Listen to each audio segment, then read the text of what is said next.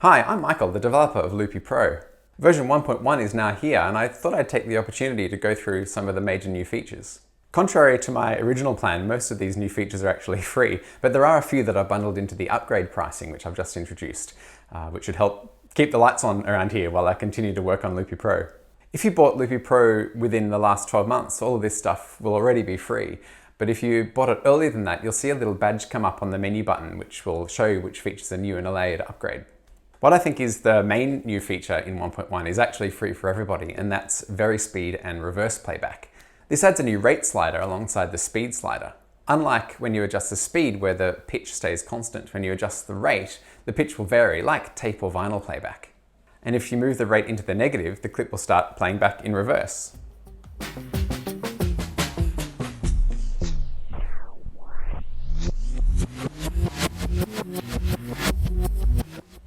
It's just a really fun way to play with sounds. You can do it per clip, per color, for a certain set of clips, for the whole project, whatever you like really. And there's also a new reverse action, which is sort of a shortcut to going straight to reverse back and forth. So it just toggles. And the reverse action allows you to reset the phase of the clip that you've reversed so that it goes back into sync with all the other clips. There's also a new reset phase action, which does a similar thing but gives you a lot more control. That's part of the paid upgrade. It's there so that when you're finished playing with the playback rate of a clip or a set of clips, you can bring them back into phase with the rest of the project, either instantly or over a transition interval. There's a lot of different options, including a transition period, which will ramp up the speed and then back so that it ends up at the phase of the rest of the project.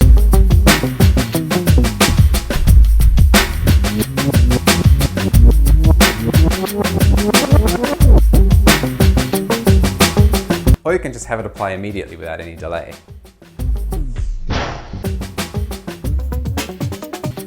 The other thing introduced in this version is the ability to change how clips adapt to the project tempo. Previously to version 1.1, you had the option to either time stretch to the new tempo or not do it at all. The new version introduces a few more options, including a Varispeed adjustment where the clip will ramp up or down playback in tape or vinyl style to match the tempo, like this.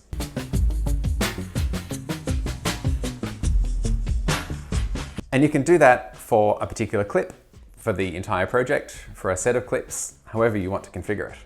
While we're on time fitting, there's another setting called fast time stretch, which is the same as the time stretch setting that originally shipped with 1.0, but its live version is a little bit faster. So the way that Loopy does time stretching is it does a high quality render in the background, and while that's happening, it uses a fast live version of a time stretcher to run the clips until that render finishes, and then it swaps over. The fast version is a much more CPU efficient but slightly less quality version. So if you've got a whole lot of clips that you need to time stretch at the same time and you're running out of CPU time and it's getting glitchy, you can use this faster version to have the same behavior but without running into the same performance issues.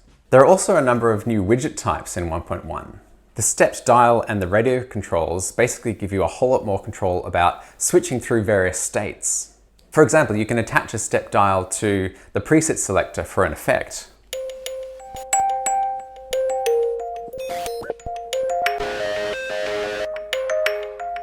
That gives you a really nice way to jump through different sounds very quickly. But you can kind of get as deep as you like with these controls. You can go in and edit each individual action that corresponds to a position on the dial. So you can switch between any number of different configurations, say, of input channels, or sets of effects, or sets of playing clips, or combinations of all of those three. The radio grid widget does the same thing, but just offers it in a slightly different form factor. This is the brand new way to set up actions in your project, and I think it's going to give you a lot more control over how a session works.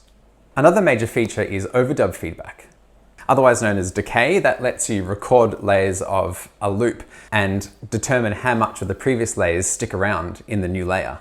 So the previous version of Loopy mixed together 100% of the loop. But we can dial down the overdub feedback, so it will only keep the last loop at 0. Or you can move it anywhere between the two, so it will slowly fade out layers as you record new layers.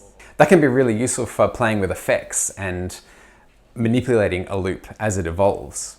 Here's a quality of life improvement. You can now long press on the icon for any audio or MIDI source and hit replace to replace that instrument with all of the effects and things that are already on that channel with something else. In 1.1, now you can have multiple control profiles at the same time, both at the project and at the global level. That's a really big deal for getting the most out of a MIDI controller because you can now switch between subsets of control. So for example, if you've got only 4 buttons on a controller, you can have one button to switch between a number of control profiles which affect how the other 3 work. And because you can have more than one control profile active at a time, you can create subsets of that. So you can have one button configure just how a couple of controls work rather than the whole set. With that, you can basically invent your own control scheme. You can even use the new stepped dial control and map it to a rotary controller and switch between control schemes. If you're using the sequencer to automate a show, the seek action has a new trick. It can now seek back and forth through sections in the timeline, which it determines by looking at how your clips are laid out on it. So you can use it to jump forward a section, or if you decide that you've missed a cue and you need to try again, you can skip back to the beginning of the current section. And you can do that quantized to the beat, for example, so that it will sound musically appropriate. If you're using Loopy Pro as an audio unit within a host like AUM, Loopy Pro will now provide multiple outputs and multiple inputs. So you can have one instance of Loopy and then take each of the colors as a separate channel out into AUM and apply effects there. That will make a workflow where Loopy Pro is a plugin rather than a host a lot more powerful. There are so many more new things in here. I think we would be here all day going through each of them. I suggest you try it out. The new version will reset the trial period so that you can try it for free for 7 days before choosing to buy the new features. Or if you've not bought Loopy Pro yet, but you've tried it before, that will reset as well, so you can give it another go. There is a lot more to come though after 1.1. I'm getting to work on MIDI looping, which I know many of you will be very excited by, as I am myself. I'll also be adding support within Loopy Pro for multi-output and input audio units, so you'll be able to do things like side chaining. And I'm working hard on the macOS version, which will work as a standalone app which can host VSTs and audio units, and will also work as a VST itself in doors like Ableton Live. I hope you enjoy 1.1. Don't hesitate to get in touch if you have any thoughts or if you have any trouble. See you soon.